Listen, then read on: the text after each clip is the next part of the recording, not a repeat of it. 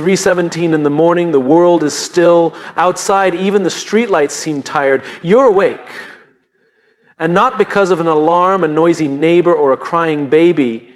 You're just awake. And here's the question I want you to sit with. Why? Not why as in why can't I sleep, or why is this happening again, but a deeper kind of why, the kind that pokes at the edges of your purpose, the kind that asks, why is something inside me so restless that even sleep can't silence it? Most people, when they find themselves awake in the middle of the night, reach for solutions. Melatonin, white noise, their phones, or maybe a late night snack. But what if the real solution isn't about going back to sleep? What if being awake at 3 a.m.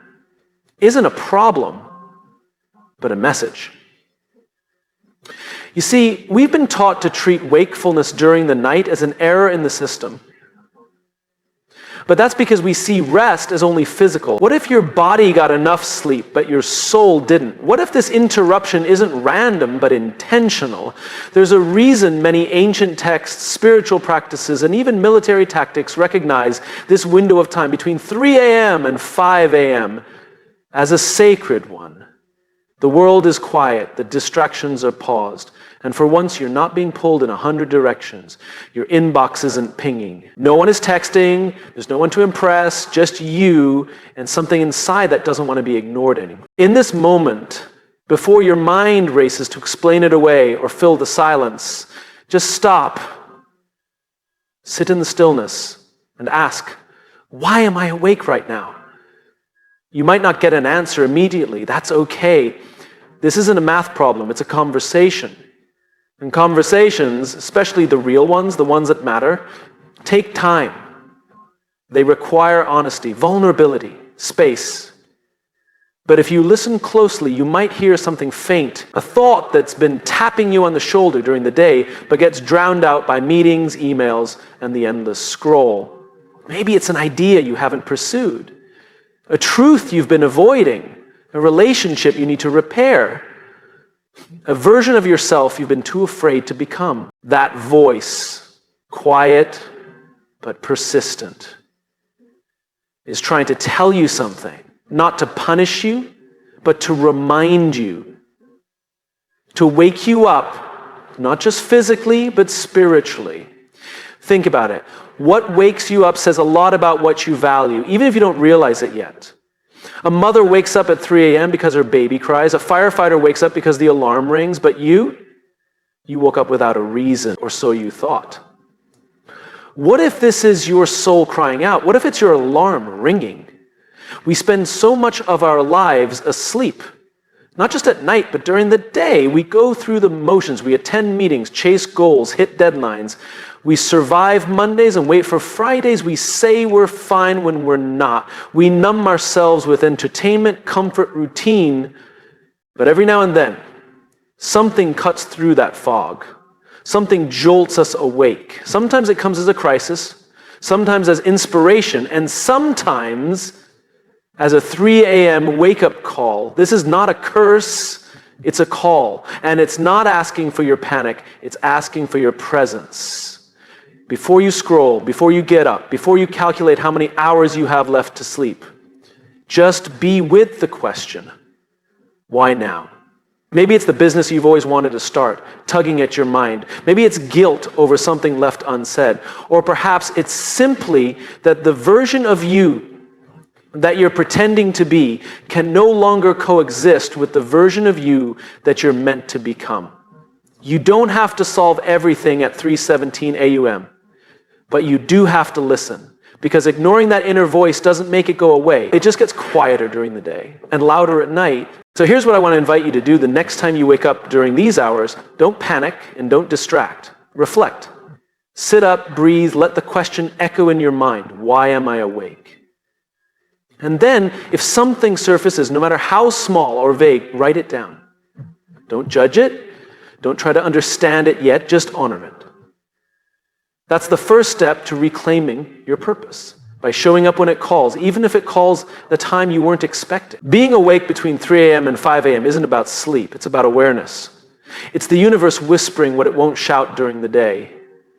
It's your own intuition finally loud enough to be heard. And it's your responsibility to listen.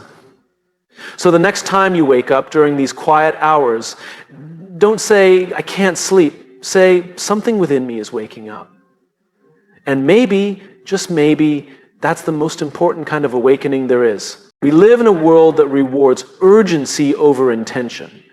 The moment we wake up, whether it's at 7 a.m. or 3:47 a.m., our first instinct isn't to reflect, it's to react. And more often than not, we react by reaching for the small rectangular device next to our pillow, our phones.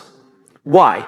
Because we're conditioned to believe that the answers are out there, that clarity, comfort, connection, whatever we think we're missing, lives somewhere on a screen. It's become so automatic that we don't even notice we're doing it. We wake up in the middle of the night, and before we even ask ourselves how we're feeling, we're scrolling headlines, checking emails, reading texts, watching videos.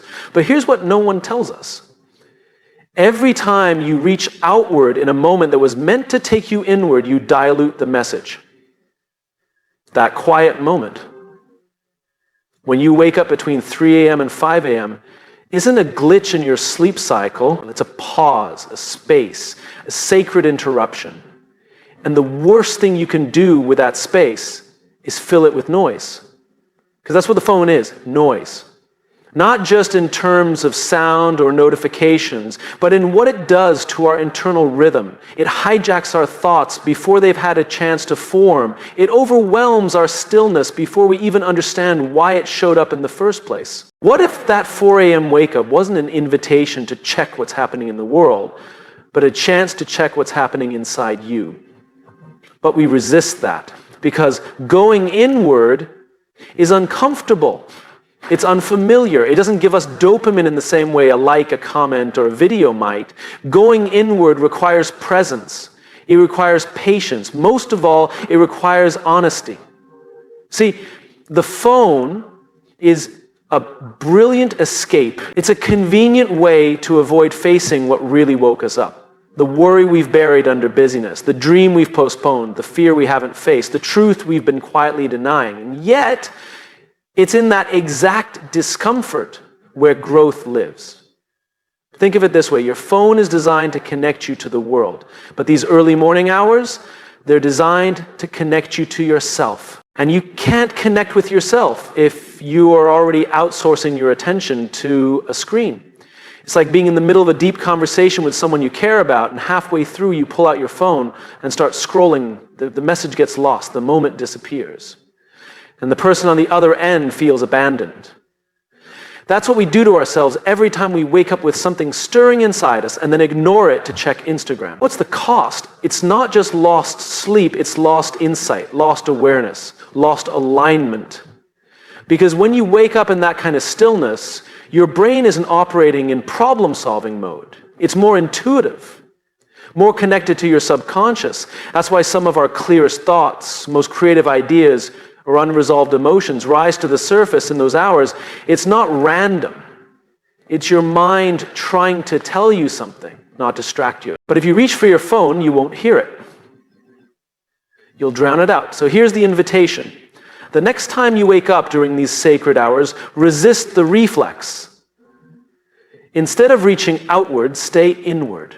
Let the silence speak. Sit in the dark if you have to. Breathe. Stretch. Close your eyes and ask, what's really waking me up right now? Not what time is it or what's trending, but what's stirring inside me. You might not get an answer right away. That's okay. The point isn't to solve a mystery. The point is to create the conditions for clarity to find you. And clarity only comes when we make room for it. Some people meditate during these hours. Others pray. Some journal. You don't have to do any of those things exactly. But you do have to be present. You do have to be available to yourself, because if you're not, those moments of awakening will eventually stop trying to reach you. Not because they're gone, but because you've trained yourself not to notice. And isn't that what we're all afraid of? That we'll miss the signals? That we'll get so busy surviving our days that we'll forget what we're really here to do? It's not about being perfect. It's about being aware. Awake not just in body, but in spirit. That's the real gift of this 3 a.m. moment. Not more time, but deeper truth. And truth doesn't live in your feed. It doesn't refresh every 30 seconds. It lives quietly, patiently, in the parts of you that only come alive when the world is still. So let the world stay quiet a little longer. Don't rush back to the noise. Don't reach for the answers out there. Let the questions guide you inward. Because when you stop reacting and start reflecting, something remarkable happens. You begin to hear yourself again. And once you do, you won't want to go back to sleep. There's something different about thoughts that show up at 4:11 in the morning. They don't arrive with the same tone as your daily to-do list. They don't follow the same rules as office memos or Monday morning agendas. They're not polished, organized, or filtered for clarity. Instead, they come raw, vulnerable, messy, uninvited, but also honest. And that honesty, that's rare, that's valuable, and that's exactly why it needs to be captured. Most people will wake up in the middle of the night, feel a thought tug at them, maybe a worry, maybe an idea, maybe a feeling they can't quite name, and then do something tragic. They ignore it. They assume it's nothing. They trust that it will be there in the morning. But it won't, not in the same way, because night thoughts have a short shelf life. They live in a fragile space between dreaming and wakefulness. They don't fight for attention like your notifications do. They whisper. And if you don't catch them, they slip away. That's why I believe that if you're waking up between 3 a.m. and 5 a.m. and your mind is active, there is one thing you must do before anything else. Write it down. Not because writing is poetic or dramatic, but because it's real. Because what you're thinking about in those hours isn't just chatter. It's insight. And writing is how you respect it. Writing isn't about being a writer.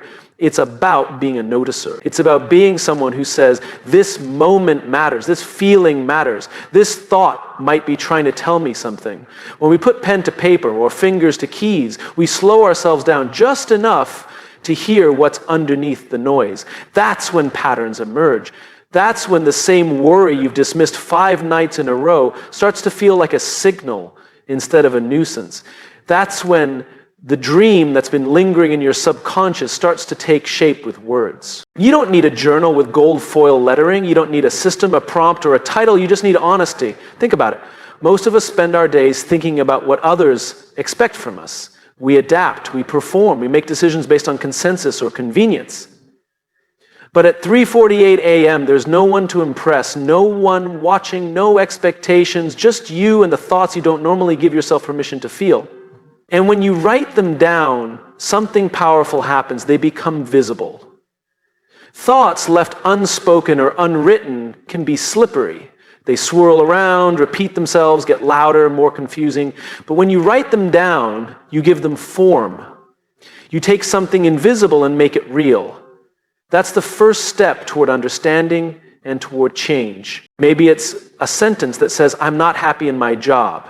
Maybe it's a single word, scared, lonely, ready. Maybe it's an idea for a new project or a reminder to call your mother. It doesn't have to be profound. It just has to be true.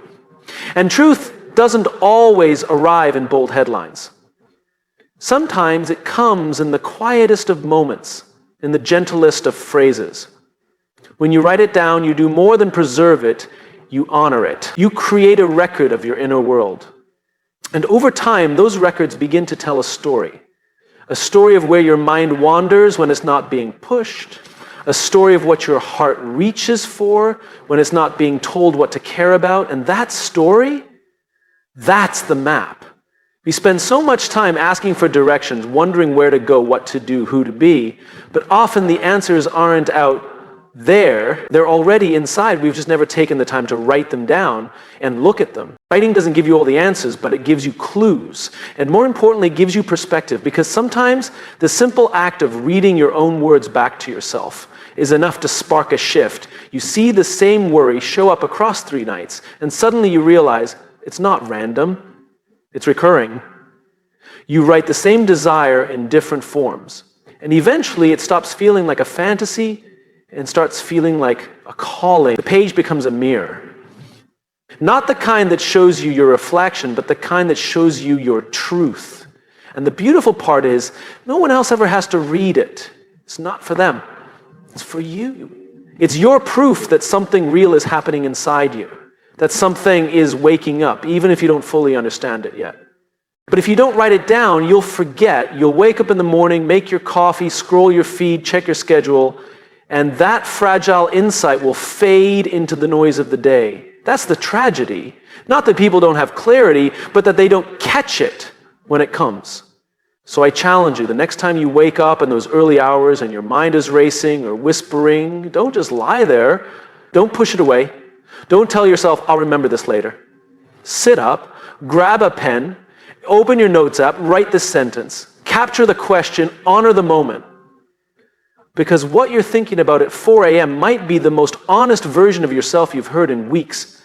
And all it's asking is to be seen, to be known, to be written. And maybe, just maybe, that's the beginning of something that changes everything. It's tempting to wake up and immediately start thinking about everything you have to do. The meetings you need to attend, the emails waiting in your inbox, the errands you forgot yesterday, the deadlines that are now closer than they were the night before, especially if you wake up early.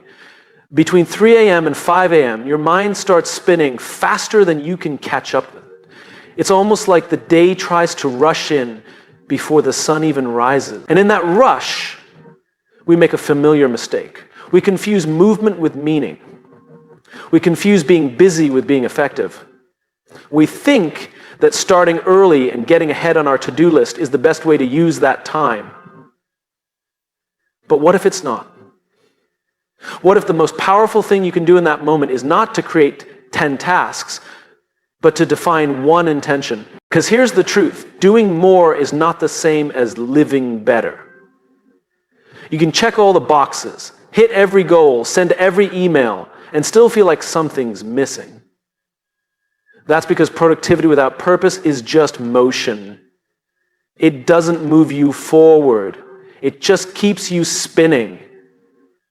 Now think about this. Have you ever had one of those days where you accomplished everything on your list, and yet when your head hit the pillow that night, you still felt unfulfilled? That's because you were focused on what to do, not on who to be. You got things done, but you didn't get any closer to yourself. So what if, on the mornings when you wake up early, with a rare kind of silence and clarity, you resisted the temptation to start planning tasks and instead asked a different question? What kind of person do I want to be today? That's a different kind of checklist. It's not about efficiency, it's about alignment. You might say, today I want to be present. Or today I want to be courageous. Maybe today I want to be patient. Especially if you know your day will test you in 100 different ways. That one intention becomes your compass. It becomes the filter through which all your decisions pass. It informs how you do everything, not just what you do. Because when you start your day from intention, your actions gain meaning. When you start with tasks, your meaning gets buried under action. There's a reason intention matters more than volume. You can answer 50 emails and still be disconnected. But you can make one phone call, one real heartfelt call to someone you love, and that might be the moment that defines your entire day. Maybe your entire week. That's the difference between living reactively and living intentionally. One is built on urgency, the other is built on clarity. And clarity doesn't come from multitasking. It comes from focus. Think of your mind like a lens. At 3 a.m., it's wide open. It sees clearly. It notices things you missed during the day. But if you immediately start packing it with logistics and obligations, that lens fogs up. You lose the signal. You get swept back into the noise. But if you take that space, that rare early silence, and hold it just a little longer, if you ask, who do I want to be today? You set the tone. You set the standard. And now everything else flows from there. Let's say your intention is kindness. That one word changes everything. It shifts how you speak to your spouse, how you lead your team, how you handle the person who cuts you off in traffic. It creates consistency. It creates purpose. Or maybe your intention is discipline. Suddenly, the choices you make around your time, your food, your distractions, they all point back to that. You're not making decisions on the fly. You're acting from a place of clarity. That's the power of a single intention. It gives your actions a through line. It aligns your day with your values. And here's what's remarkable.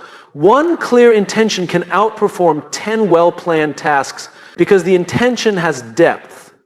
It guides you when plans fall apart. It anchors you when the day gets messy, which it always will. And even if you don't finish everything on your list, if you lived your intention, if you acted in alignment with it, you'll end that day with a sense of peace. Not the false peace that comes from exhaustion or box checking, but the deep peace that comes from knowing you lived on purpose. You were the person you said you would be. That matters.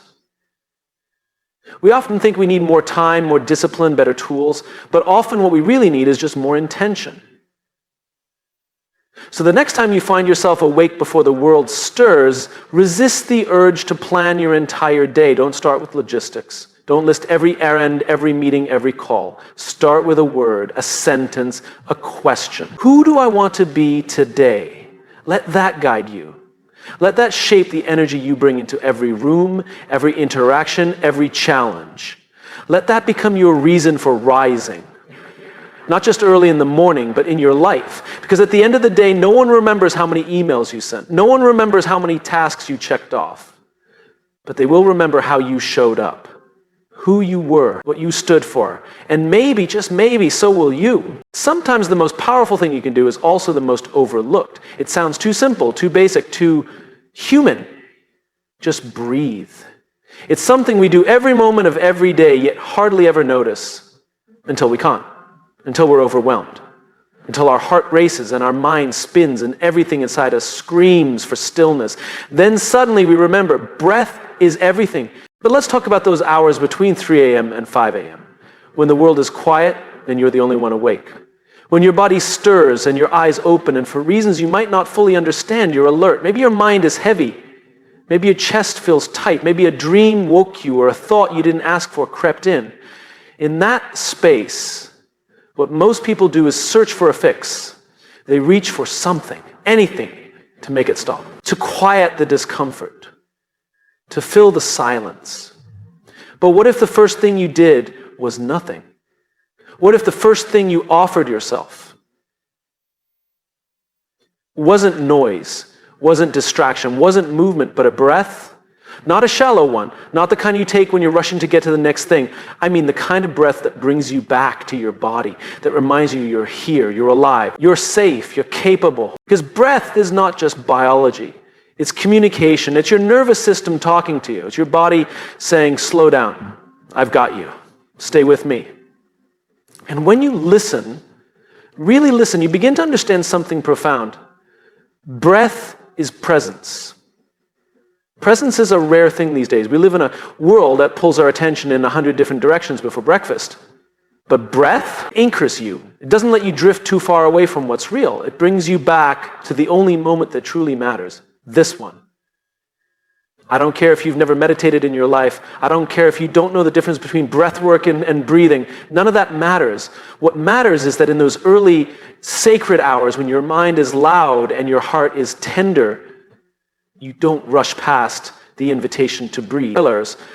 Because that's what it is, an invitation to pause, to be, to come home to yourself before the world starts asking you to be everything to everyone else. Think about how most days begin. Fast, noisy, demanding. The alarm goes off, the emails come in, the calendar fills up. There's little time to think, let alone to feel. You move from one task to another, and somewhere along the way you forget what calm feels like. But at 3:42 a.m., none of that is happening. Yet the world hasn't made its request, the expectations haven't landed, and that moment before anything else belongs to you. What you do with it matters. And breathing is how you claim it. Not because it fixes everything, but because it centers everything.